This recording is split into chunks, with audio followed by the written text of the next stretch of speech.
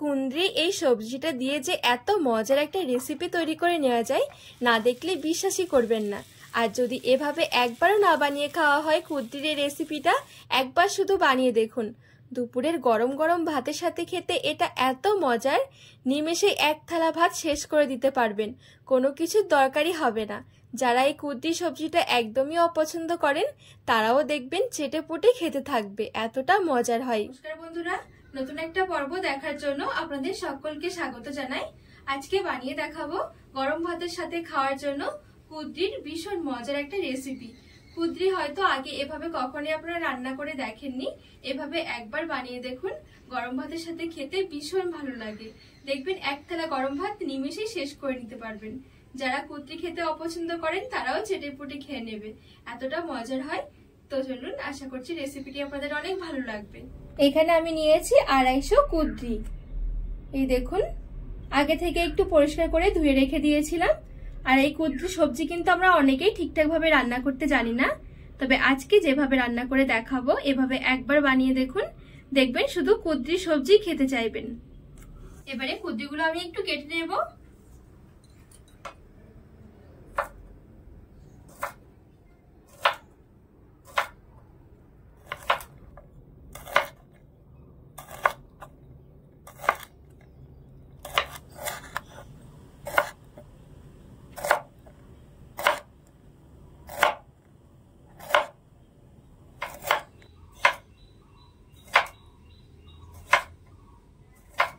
তো এই দেখুন, খুব সুন্দরভাবে এরকম একটু ছোট ছোট করে কেটে নিয়েছি। আর চেষ্টা করবেন কুঁদরিগুলো কাটার আগে একটু পরিষ্কার করে ধুয়ে নেওয়ার, কাটার পরে আর ধুতে হবে না।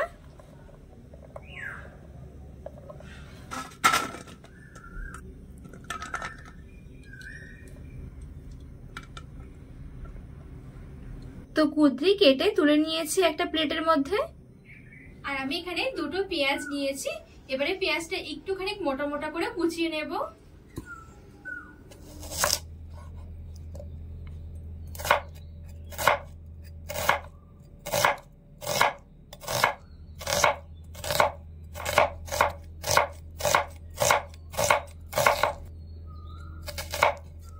তো এই দেখুন, দুটো পেঁয়াজ একটু মোটা মোটা করে কুচিয়ে নিয়েছি।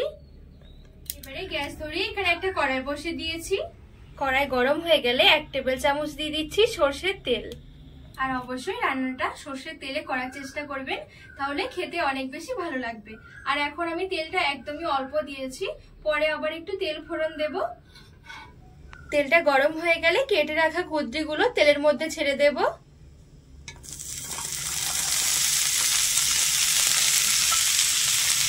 লবণ দিয়ে দিচ্ছি সামান্য, আর হলুদের গুঁড়ো দিয়ে দিচ্ছি অল্প একটু।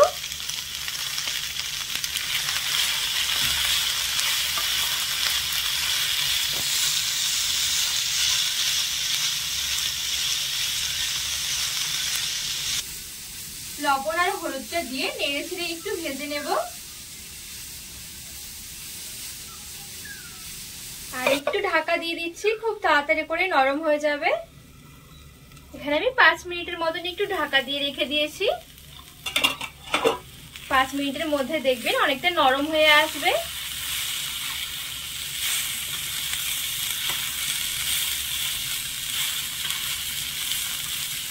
এই পর্যায়ে আমি কয়েক কোয়া নিয়েছি রসুন, আর দিয়ে দিচ্ছি কয়েকটা কাঁচা লঙ্কা, ঝালটা স্বাদ মতন। যে যেরকম ঝাল খেতে পছন্দ করবেন সেরকম কাঁচা লঙ্কা দিয়ে দেবেন। এবারে নেড়ে ছেড়ে এই রসুন আর কাঁচা লঙ্কাটা সমেত একটু ভেজে নেব। রসুন আর কাঁচা লঙ্কাটা দেওয়ার পরে দেখবেন ভীষণ সুন্দর একটা সেন্ট আসবে। তো এখানে নাড়াচাড়া করে একটু ভেজে নিয়েছি। এবারে আবারও আমি 2 থেকে 3 মিনিটের জন্য একটু ঢাকা দিয়ে রেখে দেব।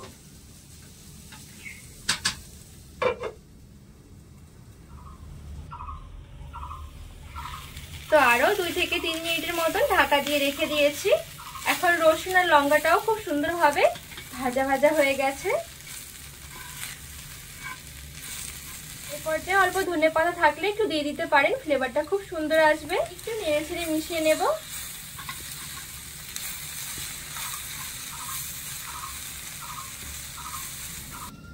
তো খুব সুন্দরভাবে ধনেপাতা দিয়েও নেড়ে ছেড়ে একটু মিশিয়ে নিয়েছি। এবারে গ্যাসের আঁচ থেকে নামিয়ে নিচ্ছি। এবারে শিলপাটায় নামিয়ে নিচ্ছি।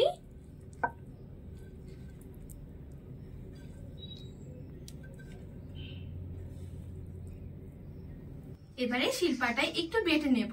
চাইলে আপনারা মিক্সির মধ্যেও কিন্তু বেটে নিতে পারেন, তবে শিলপাটায় একটু বাটলে খেতে বেশি ভালো লাগে, টেস্টটা খুব সুন্দর আসে।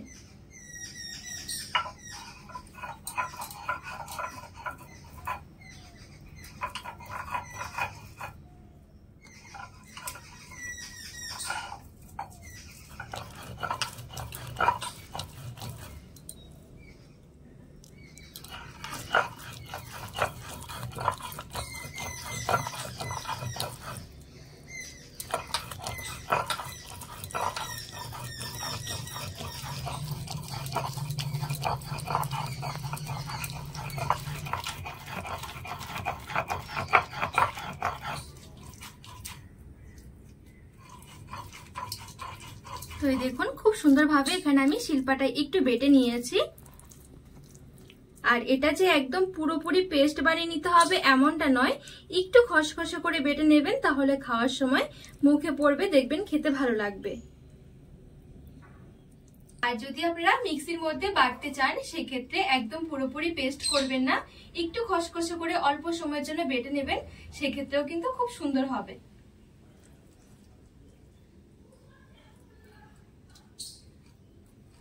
এবারে গ্যাস ধরে আমি আবারও একটা কড়াই বসিয়ে দিয়েছি। কড়াই গরম হয়ে গেলে আবারও 1 টেবিল চামচ সরষের তেল দিয়ে দিচ্ছি। এবারে ফোড়নে দিয়ে দিচ্ছি কালো জিরে অল্প একটু, 2টো শুকনো লঙ্কা, 1টা তেজপাতা, আর কুচিয়ে রাখা পেঁয়াজ দিয়ে দিচ্ছি।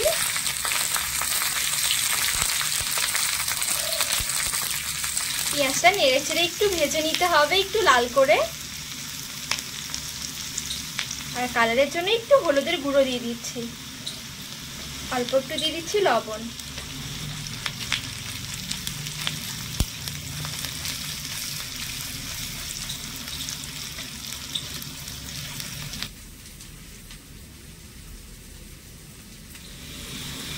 পেঁয়াজটা ভাজতে ভাজতে দেখুন হালকা একটা রং ধরেছে। আবার কিন্তু পেঁয়াজ খুব বেশি একটা লালচে করে ভাজা যাবে না, তাহলে কিন্তু আবার তেতো হয়ে যাবে। এবারে বেটে রাখা কুদরিটা দিয়ে দিচ্ছি, একটু ভালো করে নেড়ে ছেড়ে মিশিয়ে নেব।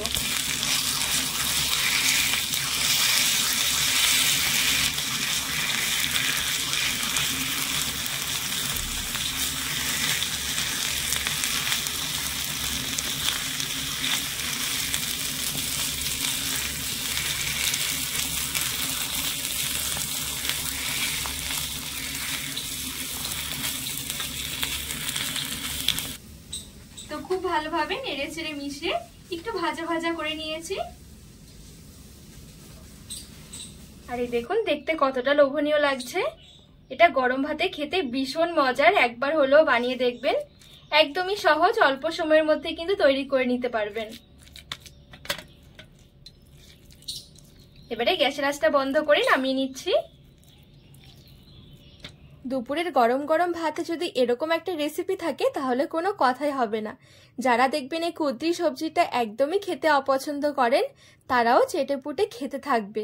একবার গরম গরম ভাতের সাথে এভাবে খেয়ে দেখুন, একটু লেবু চেপে, এত মজার হয় খেতে।